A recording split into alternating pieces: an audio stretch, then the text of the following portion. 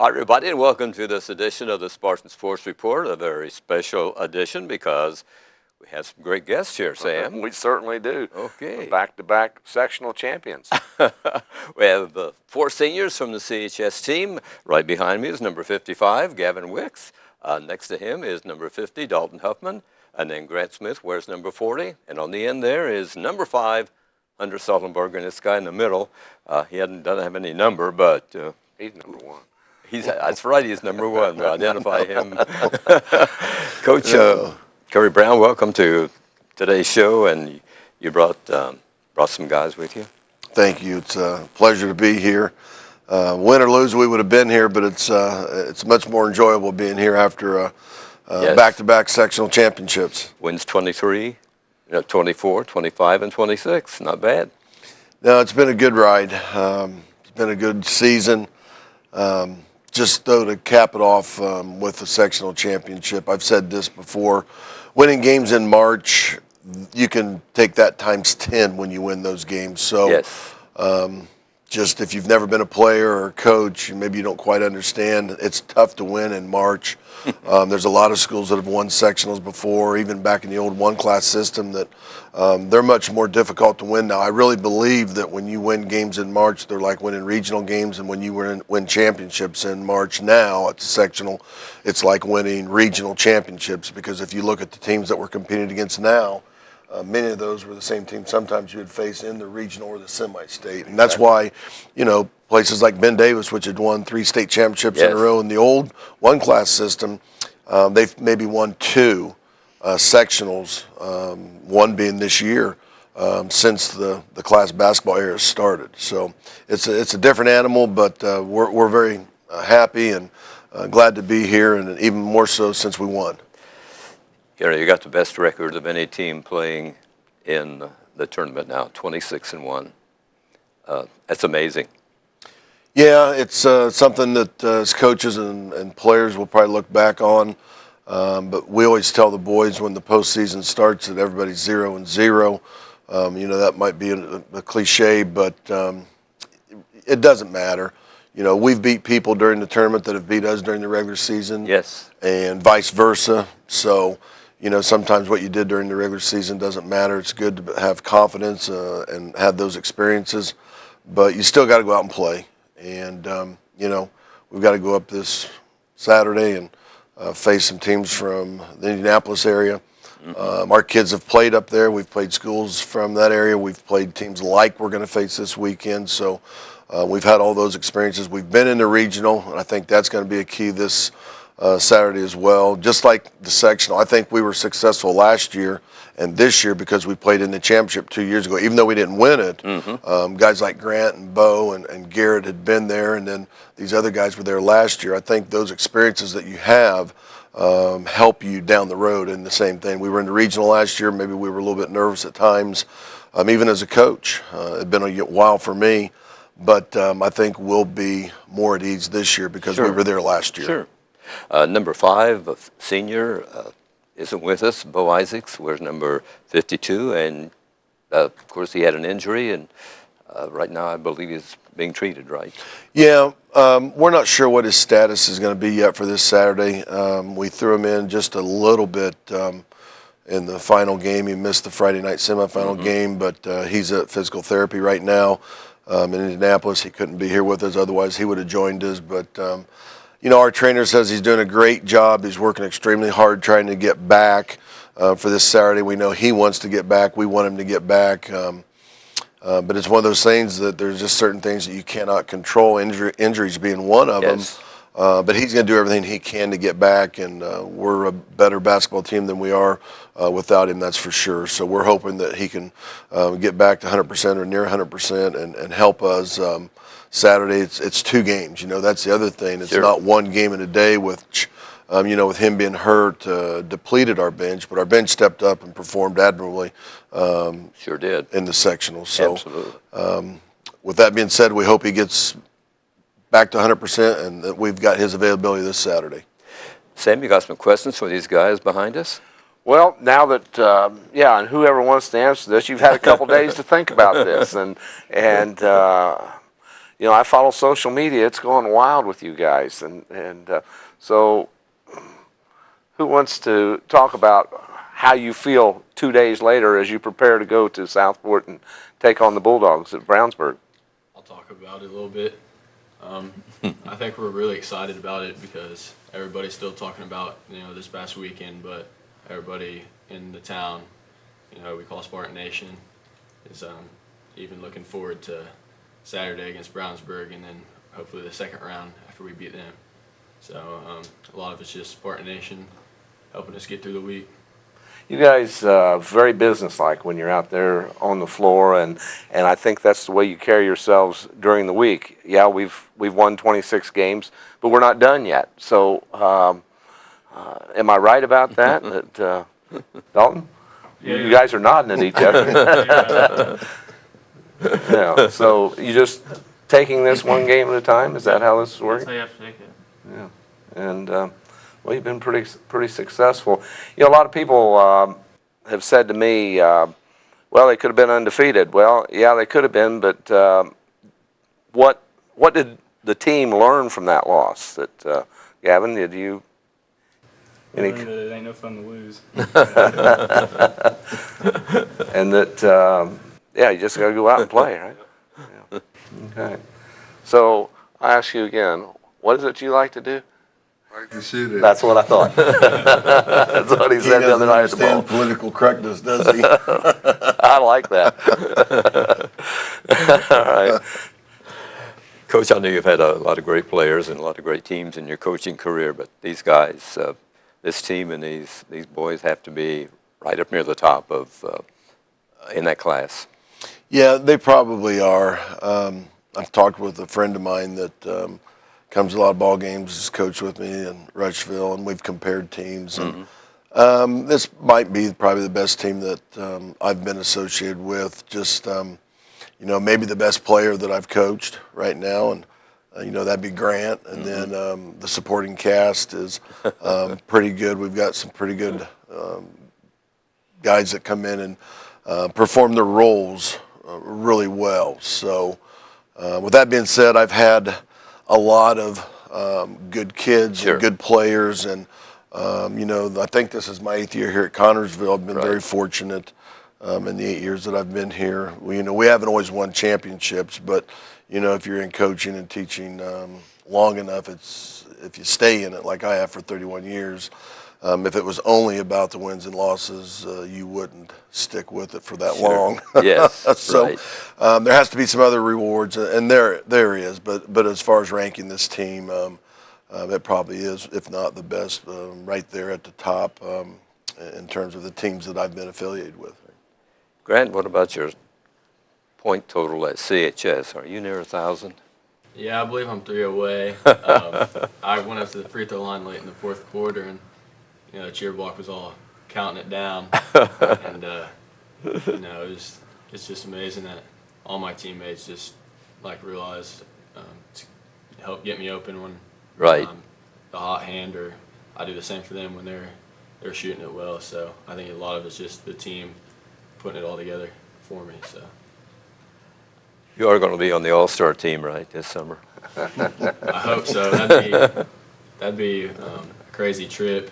Yes. Coming from a small town, a lot of times that doesn't happen. Just not getting recognition, not being from Indy. So that'd be something I'd love to accomplish. As you just said, you're giving credit to your teammates, and that's great. This is a real team, Coach, isn't it? I mean, the kids really get along together. You can tell that. Yeah, I think it's something that we as coaches emphasize. I know it's how I like to coach personally, and there's different ways to go about it, but I'm not someone I don't like the star system necessarily. I do like the balance and the unselfishness and the togetherness that I guess coaching and emphasizing team play and unselfishness brings about. Just like when Bo goes down, somebody else steps up. Sully had 4 threes in our semifinal game against Richmond. Yes. And I think it's a personality thing. It's just me and how I've been brought up and how I was coached and the people that I've been around. And you can get it done different ways. But, you know, I also know that when you talk about guys like the Allen Iversons, who were great players individually, but they won no championship. So I guess it's things like that where I believe that you want someone on your team like Grant that makes the people around him better, but also they have to understand that one doesn't beat five. And, you know, Grant's done a great job leading as an assist, rebounding, scoring. So he's definitely on board, and he's done everything that we've wanted him to do as a coaching staff.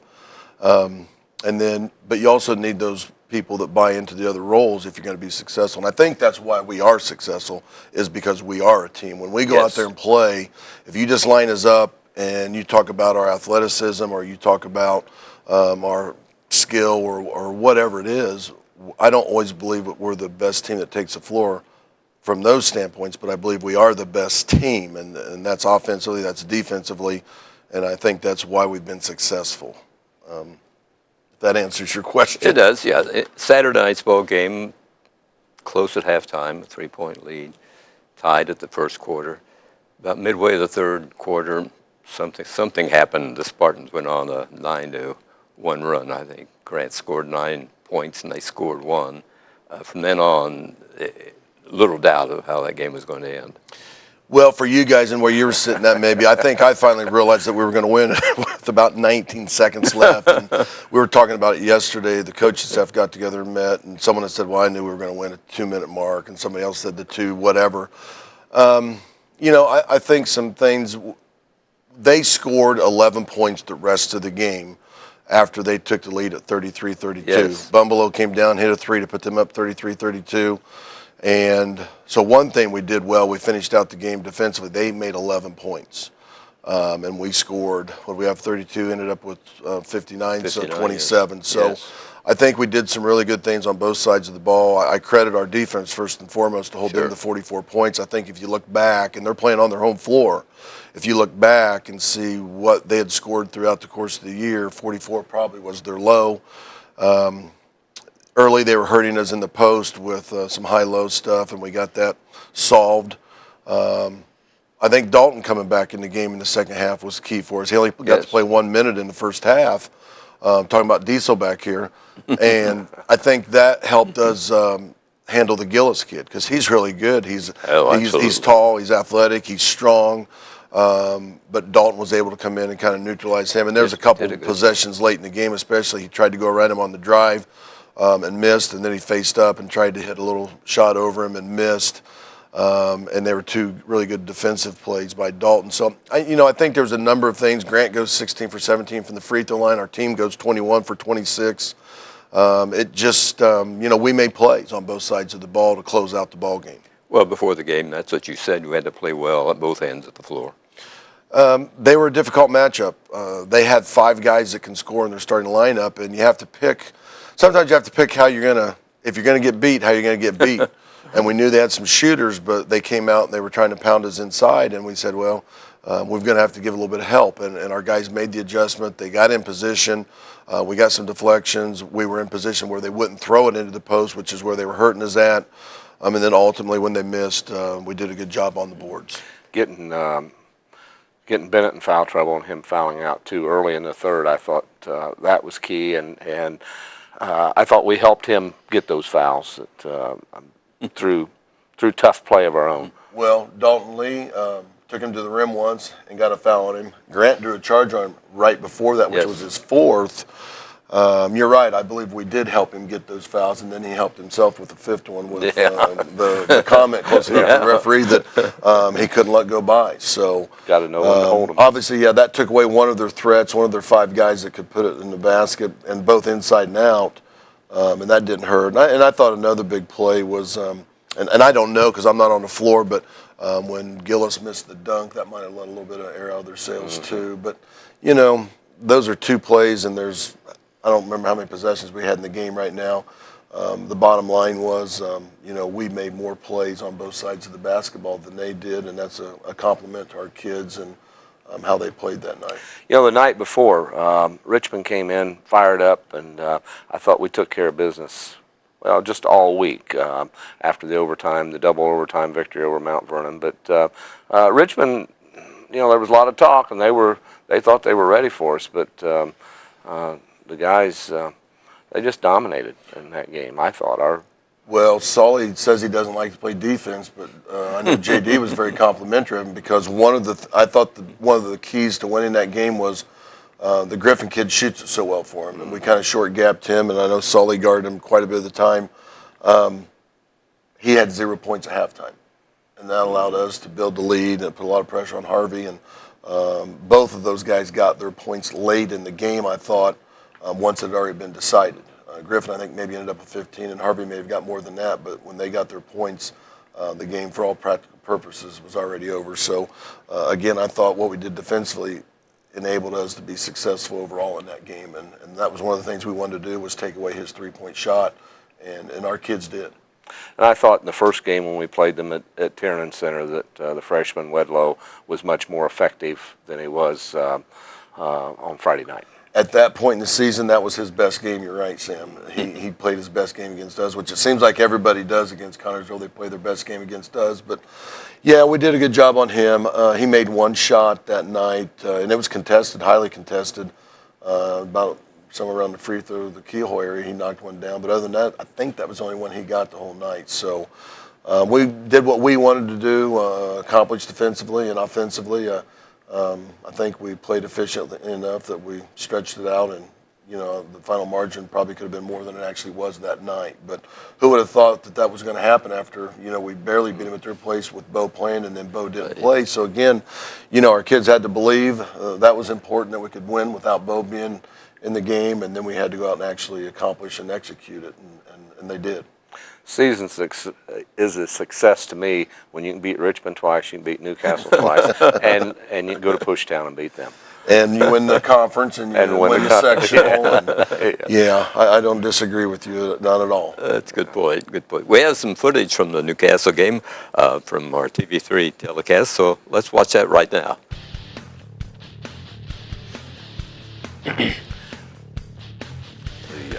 Looking at the youngsters there, when I pulled up and they were lined up clear around the building there on Saturday night, I just thought I knew it was going to be a good night for our fans because they were all in red standing in line.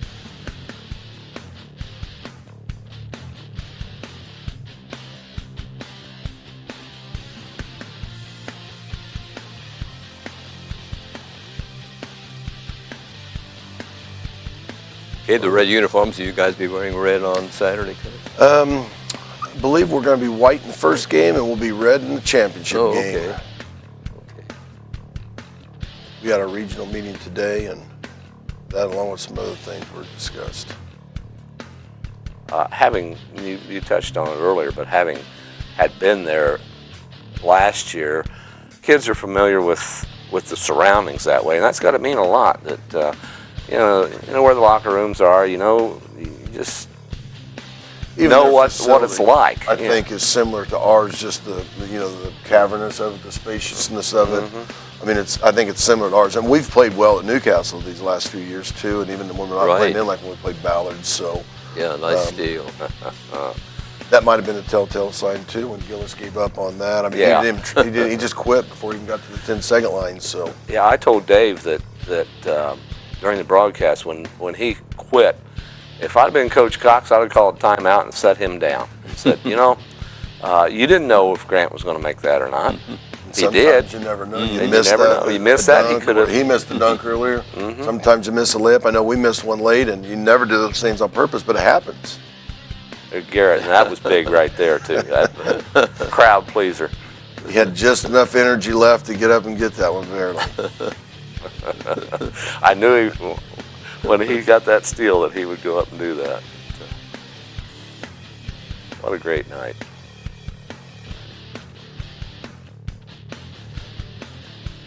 How important it is to have a fan backing like that, you guys? Tell us what you think when the fans cheer you like they do.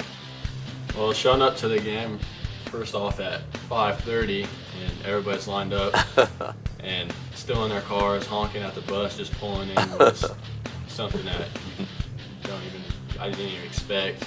and then going in the auxiliary gym and walking by one of the entrances, and all you saw was just red shirt after red shirt, and running out of the tunnel,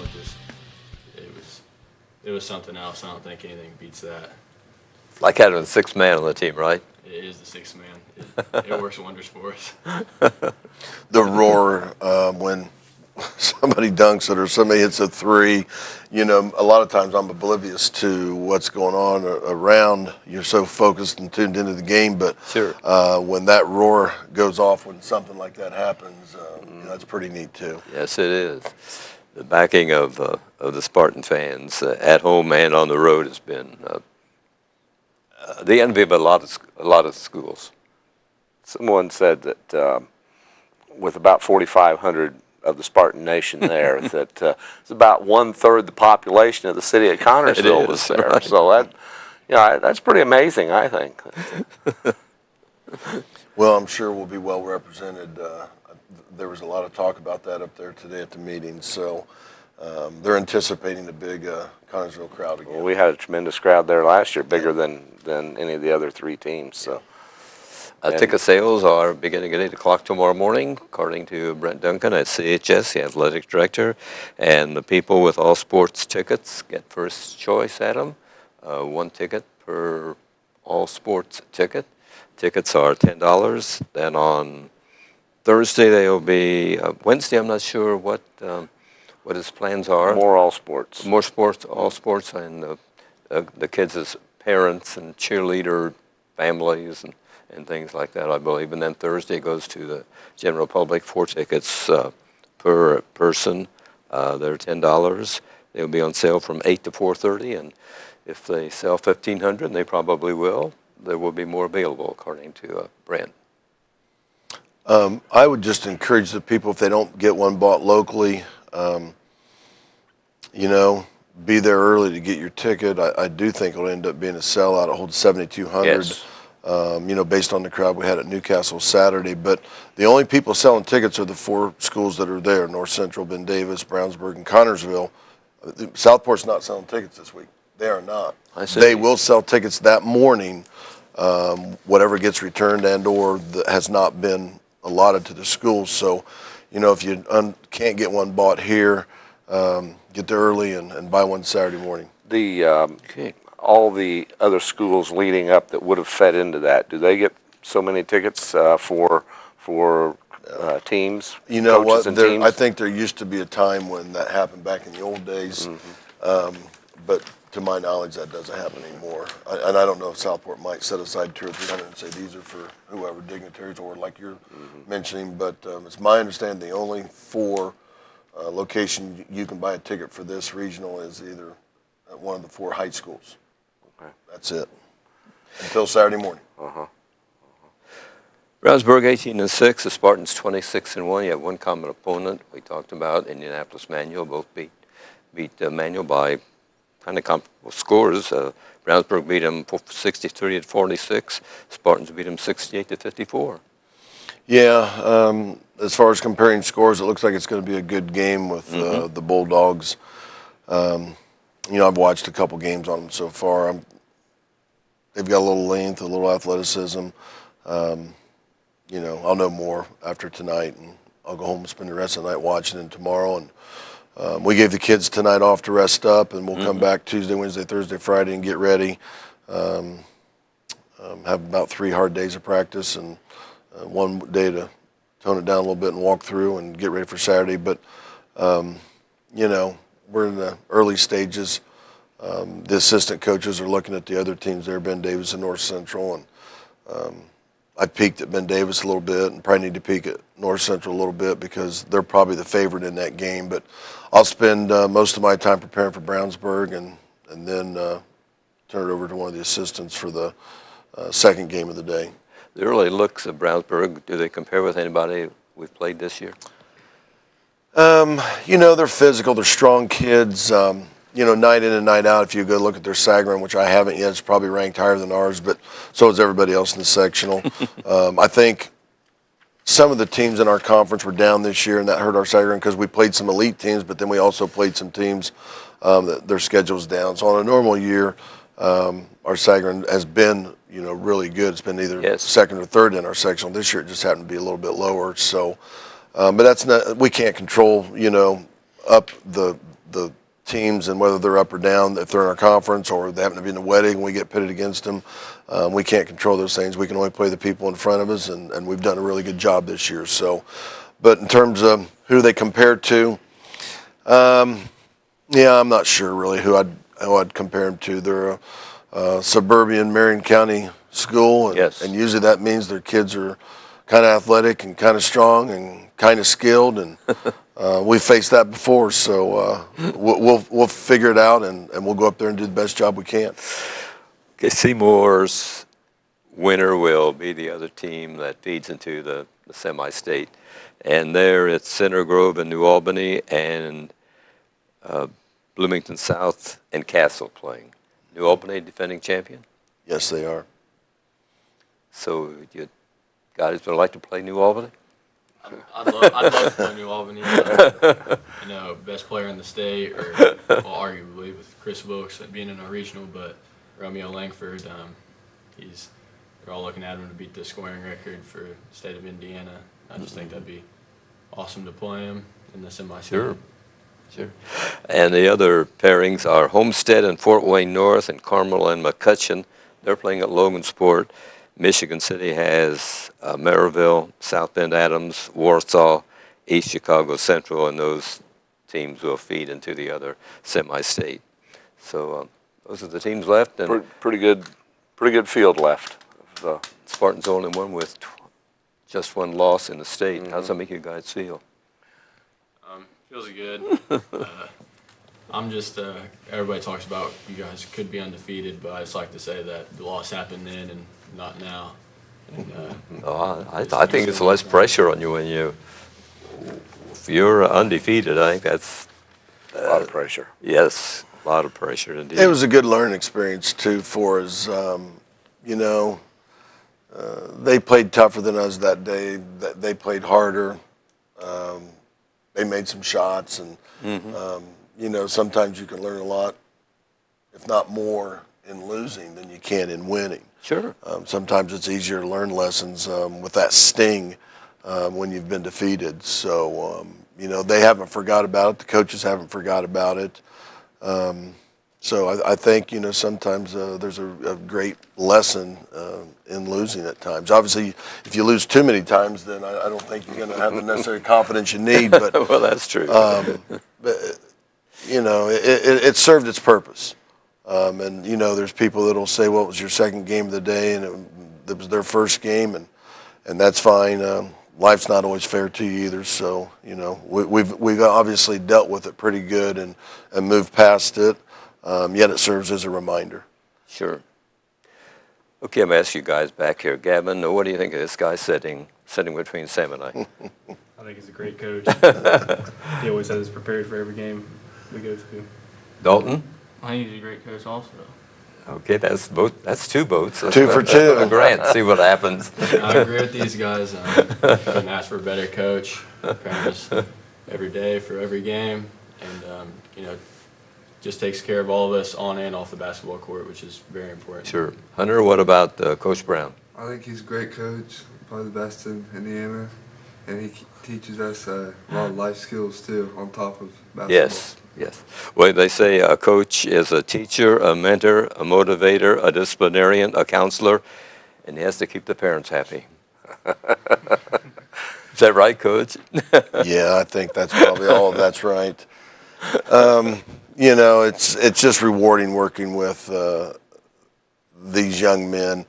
And I can honestly say this, genuinely say this, that the last 3 years especially, and I've been doing this for 31 years, and it's not just because we win, because 3 years ago we didn't win. Yes. We were tied for the conference and got beat in the sectional. We didn't lose only one regular season game, but the last 3 years have been about as enjoyable as I've had, and that's due to the kids. In the 8 years I've been here, I've had great kids, but the last 3 especially, really stick out, and that's due to the kids. And obviously, if you've got good kids and they've got good parenting at home, and that makes our job as teachers and coaches a lot easier. Hunter, thanks for joining us. Grant, Dalton, Gavin, appreciate you guys coming down, and Coach and all you guys, the best of luck come Saturday. Thank you. Thanks, everybody, for watching this edition of the Spartan Sports Report here on TV3.